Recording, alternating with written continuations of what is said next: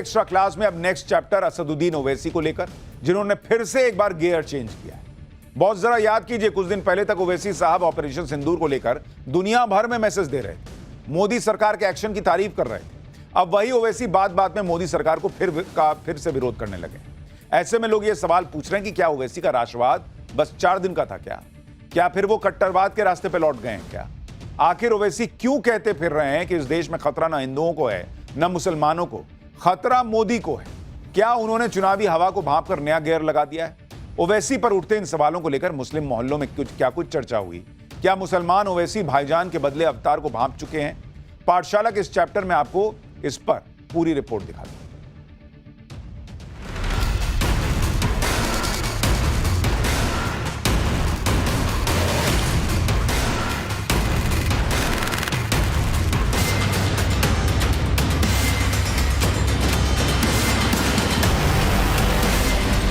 के बाद भय वाली सियासत एक बार फिर लौट आई है।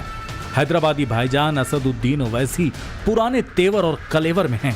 जुबान अपने चिर परिचित अंदाज में आग उगल रही है। शब्दों में वही तलखी और निशाने पर हैं सीधे संघ और प्रधानमंत्री नरेंद्र मोदी। कुछ दिन पहले तक जो असदुद्दीन ओवैसी ऑपरेशन सिंदूर को लेकर पाकिस्तान की लानत मलानत कर रहे थे, दुनिया भर में हिंदुस्तान का मैसेज दे रहे थे, प्रधानमंत्री मोदी के एक्शन की तारीफों के पुल बांध रहे थे, वही ओवैसी हर मुद्दे पर बात बात पर मोदी का विरोध कर रहे हैं। फिर वो चाहे संसद में हाल ही में पेश किए गए 3 विधेयक हों या फिर ट्रंप के टैरिफ वार वाला दूसरा कोई भी मुद्दा। शब्दों के तीखे बाण बता रहे हैं कि हैदराबादी भाईजान बैरिस्टर असदुद्दीन ओवैसी अपनी पुरानी रंगत में लौट चुके हैं। हर रोज तरकश से एक नया तीर निकाला जा रहा है। वो मोदी सरकार पर देश को पुलिस स्टेट बनाने का आरोप लगा रहे हैं। सरकार की तरफ से पेश किए गए 3 विधेयकों को जल्लाद बनने की खुली छूट बता रहे हैं। वो एसआईआर के मुद्दे पर मुखर होकर सरकार को घेर रहे हैं। चीन पर मोदी सरकार की नीति को कटघरे में खड़ा कर रहे हैं। चीनी विदेश मंत्री की भारत यात्रा पर सवाल खड़े करते हैं। आरएसएस को चीन से भी ज्यादा खतरनाक बताते हैं।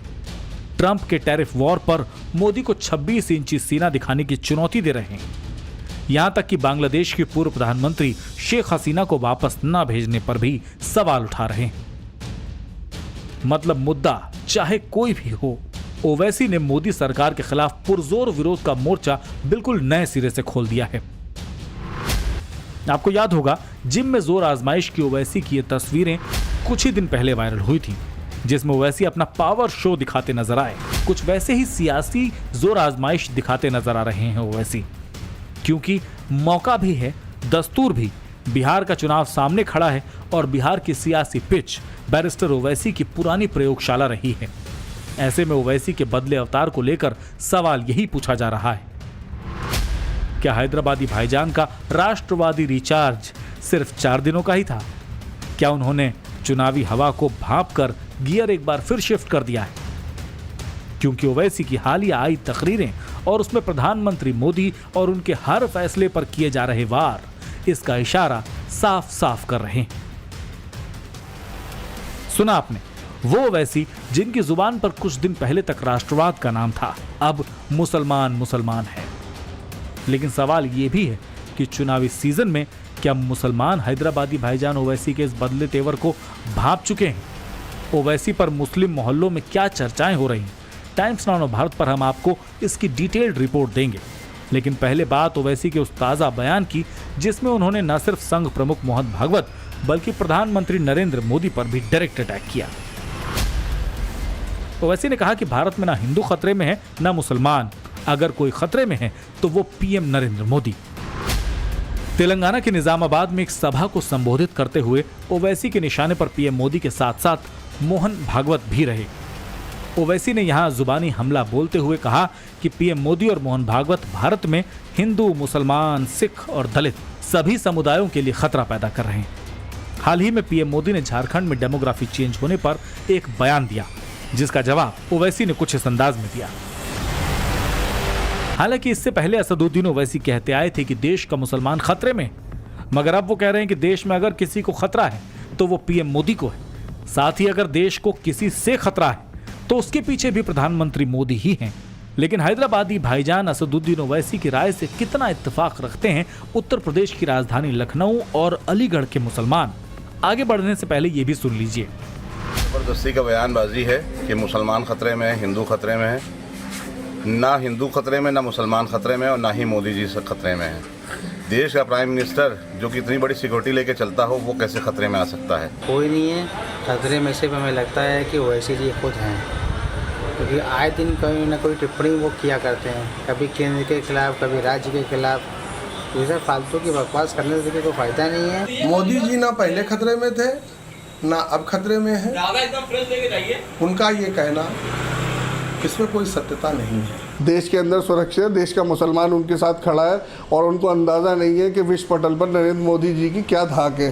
55 इस्लामिक राष्ट्रों में से आधे से ज़्यादा इस्लामिक राष्ट्रों ने उनको अपने आगे सर्वोच्च सम्मानों से नवाजा है। बात करने के सभी चीज़ सही करें कि ना मुसलमान खतरे में है, ना हिंदू खतरे में है, और ये जो बात कह रहे हैं कि मोदी जी खतरे में है, तो ये गलत है। हिंदुस्तान ऐसा सेकुलर देश रहा है कि यहाँ सभी लोग सुरक्षित हैं, और अगर ईमानदारी से देखा जाए तो और मुल्कों के मुकाबले हिंदुस्तान में मुसलमान ज़्यादा सुरक्षित नजर आता है।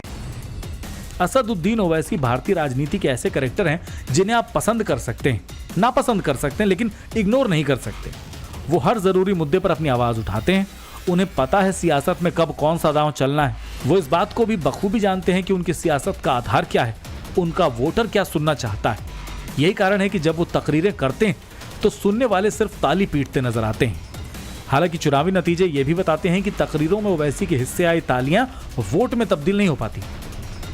ये बात समझ में नहीं आ रही है कि जिसने हिंदू और मुसलमान की हिफाजत की, पाकिस्तान गंदी नज़रों से हमारे देश को देखता था, हिंदुओं पे भी गोली चलवाया, मुसलमानों पर भी गोली चलवाया। इसका जो है नरेंद्र मोदी जी ने जवाब दिया पाकिस्तान को। हमारे देश के प्रधानमंत्री श्री नरेंद्र मोदी जी पूरे भारत के 140 करोड़ देशवासियों को, जो मतलब हिंदू मुस्लिम रहते हैं, उन लोग जब उनकी हिफाजत के लिए हमारे प्रधानमंत्री जी जो खतरे में नहीं है, तो हमारे प्रधानमंत्री जी कैसे खतरे में हो सकते हैं? मुसलमान खतरे में नहीं है। वजह क्या है? वजह यही है कि जो कुछ भी है सब सही हो रहा है। हाँ, चाहे पढ़ाई लाइन का देख लो, चाहे रहन सहन का देख लो, व्यवस्था अच्छा है, हिफाजत का काम अच्छा हो रहा है, इसके लिए कोई खतरे में नहीं है। जब पहलगाम पर हमला हुआ तो उसके बाद ओवैसी ने एक नए तरह की राजनीति पेश की, जिससे वो मुसलमानों के साथ साथ न्यूट्रल वोटरों की भी पसंद बन गए। ऑपरेशन सिंदूर पर उनके स्टैंड और भारतीय डेलीगेशन का हिस्सा बनने के बाद राइट विंग ने भी उनकी खूब तारीफ की। ओवैसी ने अपने विरोधियों को भी अपना फैन बना लिया। लेकिन अब एक बार फिर ओवैसी अपनी पुरानी लय में नजर आ रहे हैं। बिहार के चुनावी बयार में अपना वोट बैंक जुटाने और बढ़ाने के लिए भड़काऊ तकरीर